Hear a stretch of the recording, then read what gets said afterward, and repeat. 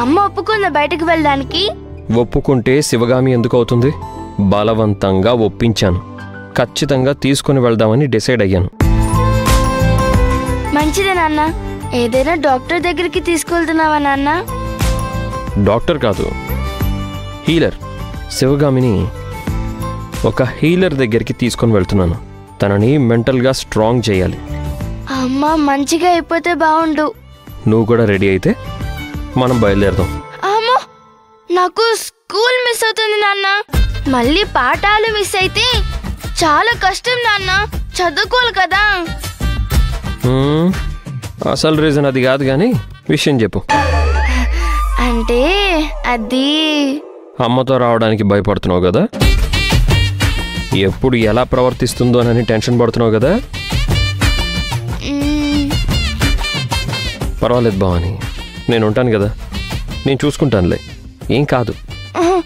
వద్దులే నాన్న, మీరు వెళ్ళిరండి. అమ్మకి కూడా నా మీద చాలా కోపంగా ఉంది. నేను వస్తే మళ్ళీ పిన్నిని ఏదొకటి అంటాను. అమ్మ నన్ను కోపడుతుంది. అయితే నీ ఇష్టం, కానీ నువ్వు ఇక్కడ ఒక్కదానివే ఉండాలి కదా. నువ్వేమి మా మీద బెంగ పెట్టుకోవా? నేనా బెంగ? అలాంటిదేం ఉండదు నాన్న. ఎవరిక్కడ? Bhavani, daughter of Arjun Varma. Daughter of Sivagami అని చెప్పేదానివి ఇప్పుడు డాటర్ ఆఫ్ నా పేరు చెప్తున్నావేంటి? నీకు అమ్మ మీద కోపం ఉందని అర్థమైందిలే. అమ్మకి ఎవరన్నా భయపడాలి.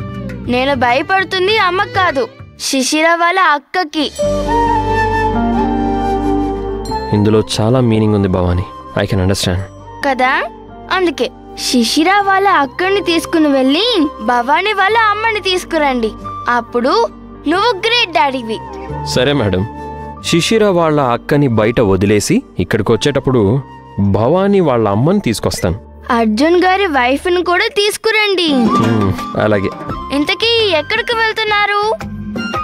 కర్ణాటకలో ఒక ప్లేస్కి వెళ్తున్నాం. ఎప్పుడు బయలుదేరుతున్నారు నాన్న? ఈవినింగే బయలుదేరుతున్నాం. Night journey. రేపు ఎర్లీ మార్నింగ్కి అక్కడికి రీచ్ అయిపోతాం. నువ్వు లక్ష్మమ్మ కలిసి మీ అమ్మ లగేజ్ని రెడీ చేసి పెట్టండి. అలాగే నాన్న. Happy journey. థ్యాంక్ యూ తల్లి.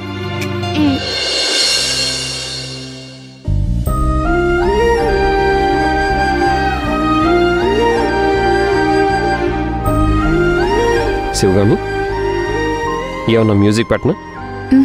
వద్దు. కొంచెం సేపు పడుకో శివగామి. అర్జున్, మనం వెనక్కొచ్చేశాక శిశిరని కల్పిస్తానన్నావు కదా.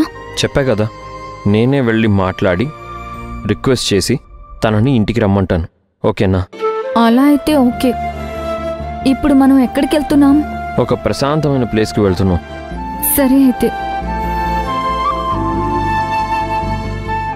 ఎందుకు శివగామికి దురావస్థ? ఇంత చదువుకుంది, ఇంత పెద్ద వ్యాపార సామ్రాజ్యాన్ని నడుపుతుంది, ఇంతమంది ఉద్యోగాల్ని హ్యాండిల్ చేస్తుంది, అంతమంది కుటుంబాలకి అండగా ఉంది, దానాలు చేస్తుంది, ఆపదలో ఉన్న వాళ్ళని ఆదుకుంటుంది. కానీ ఎమోషనల్గా వీక్గా ఉంది. బంధాల దగ్గరకు వచ్చేసరికి ఇంత బలమైన శివగామి కూడా బలహీనపడిపోయింది. మనం కారులోనే వెళ్ళాలా? అక్కడికి ఫ్లైట్స్ లేవా? నాకు నీతో కొంచెం టైం గడిపే సమయం దొరుకుతుంది కదా శివగామి. నీతో లాంగ్ డ్రైవ్కి వెళ్ళి చాలా రోజులైంది కదా. అవునా? ఎప్పటికి రీచ్ అవుతాం? మోస్ట్ ప్రాబబ్లీ ఎర్లీ మార్నింగ్కి రీచ్ అయిపోతాం. ఓ ఓకే. బోర్ కొడుతుందా? ఆహా, లేదు లేదు. శివగామి, జీవితంలో నీకు అత్యంత మెమరబుల్ ఇన్సిడెంట్ ఏంటి? నేను రాకముందు విషయం ఏమైనా గుర్తుందా? గుర్తుంది. అయితే షేర్ చేసుకుంటావా? అది నేను బాగా చిన్నప్పుడు అనుకుంటాను. 5th క్లాస్ చదువుతూ ఉండుంటాను. నేను అన్న శిశిర కలిసి ఊరెళ్ళాం. ఫారెస్ట్ కి దగ్గరలో ఉంటుంది మా ఊరు. అన్నయ్యతో గొడవ పడి పీకాక్స్ ని చూడాలని ఫారెస్ట్ లోకి వెళ్ళాం. అన్నయ్య మాకు దారి చూపిస్తూ ముందు నడుస్తున్నాడు. నేను శిశిర వెనక నడుస్తున్నాము. ఒక పక్క పీకాక్ కనిపించిందని దాన్ని చూడ్డానికి వెళ్ళాను. అలా చూస్తూ అక్కడున్న ఒక పాత బావిలో పడిపోయాను. అరిచాను. అన్నయ్యకి వినిపించినట్టు లేదు. నాకు చాలా భయమేసింది. లోపల చాలా చీకటిగా ఉంది. ఏం చేయాలో తెలియక ఏడుస్తున్నాను. బయట నేను కనిపించక శిశిర కూడా ఏడుస్తుంది. అక్క అక్క అని ఏడుపు వినిపించింది. నేను శిశిర శిశిర అని పిలిచాను. అది వస్తున్న శబ్దం వినిపించింది. అది బావి అంచుకొచ్చింది. దాని చేతిలో మేం ఆడుకోవడానికి తీసుకొచ్చిన టార్చ్ లైట్ ఉంది. నేను అరిచాను. అది నన్ను బావిలో ఉండడం చూసి అక్క అని ఏడుస్తుంటే వెళ్ళి అన్నని పిలవమన్నాను. అది ఏడ్చుకుంటూ వెళ్ళి అన్నని తీసుకొచ్చి నన్ను సేవ్ చేసింది. అంత చిన్న వయసులోనే అదలా ప్రవర్తించడం, అక్కడికి మా అన్నని తీసుకురాగలగడం వల్ల ఆ రోజు నేను సేవ్ అయ్యాను. శివగామి ఎంతగా శిశిరకి అటాచ్ అయిందంటే కారణం ఇలాంటి సంఘటనలే అయ్యుంటాయి. అందుకే కృతజ్ఞతగా శిశిర పట్ల ఇంత ప్రేమగా, ఇంత ఎమోషనల్గా ఉంది. నీకేం మెమరీస్ లేవా? మెమరీస్ లేకపోతే ఎలా? మెమరీస్ లేకపోతే ఏ మనిషి ఉండడు. మంచిలో చెడులో మెమరీస్ మనల్ని, మన జీవితాన్ని ప్రభావితం చేస్తూనే ఉంటాయి. అవి మన జీవితాలకి ఆక్సిజన్ లాంటివి. అవి బంధాలకి గట్టి పునాదులు. నీకు ఎదురైన అనుభవాల వల్లే కదా నీకు శిశిరకి మధ్య ఇంత బాండింగ్ ఏర్పడింది. అవును, అలాంటివి 2-3 సంఘటనలు జరిగాయి. మేమొకసారి క్రాకర్స్ కాలుస్తున్నాం. అప్పుడు నేను లంగా ఓణి వేసుకొనున్నాను. అదే టైంకి అనుకోకుండా దీపానికి అంటుకొని నా ఓణి కాలిపోతుంటే భయంతో ఏం చేయాలో తెలియక అరుస్తుంటే శిశిర నన్ను స్విమ్మింగ్ పూల్లోకి తోసేసింది.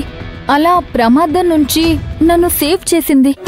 మీకు ఇలాంటి అనుభవాలు చాలా ఉన్నట్టున్నాయి కదా? అవును, కానీ శిశిరకి ఇవన్నీ గుర్తున్నాయో లేదో తెలీదు. Sivagami, please you don't worry.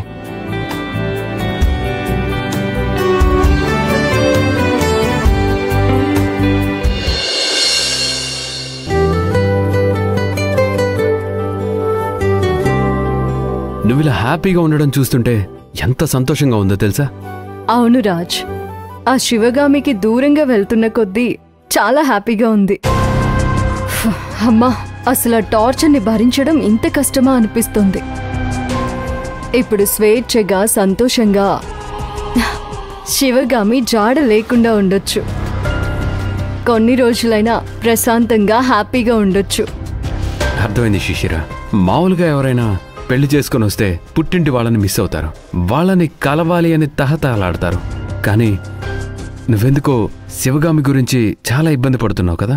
మనల్ని ప్రేమించే వాళ్ళైతే, ప్రేమని పొందాలనుకునే వాళ్లే అయితే మనం ఏం చేసినా ప్రోత్సహిస్తారు, ఉత్సాహపరుస్తారు. కానీ శివగామి అలా కాదు Raj. She is full of negative energy. నాకైతే శివగామి మన కాపురంలో చిచ్చు పెట్టి మనల్ని విడగొడుతుందేమోనని భయంగా ఉంది. నీతో కలిసి మాట్లాడి నిన్ను నన్ను విడగొట్టాలని ప్లాన్ చేస్తుందేమోనని భయం వేస్తుంది. పెళ్ళయిందన్న ఆనందమే కానీ పెళ్లి తాలూకా ఆనందాన్ని స్వేచ్ఛగా, సంతోషంగా అసలు అనుభవించలేకపోతున్నాను. నాకు అర్థమైంది రాజ్. నా వల్ల నువ్వు, అత్తయ్య గారు, ఇంట్లో వాళ్ళందరూ ఇబ్బంది పడుతున్నారు. శివగామి చాలా ఇబ్బంది పెట్టేస్తుంది. మాకు అలవాటి శిశిర. గతంలో శివగామి టార్చర్ని మేము అనుభవించాం. కానీ నీకే కొత్త కదా, అందుకే నిన్ను చూస్తుంటే బాధగా ఉంది. మామూలుగా కొత్తగా పెళ్ళైన వాళ్ళు పుట్టింటి నుంచి లాంఛనాలు ఆశిస్తారు. అవి పంపితే చాలా ఆనందిస్తారు.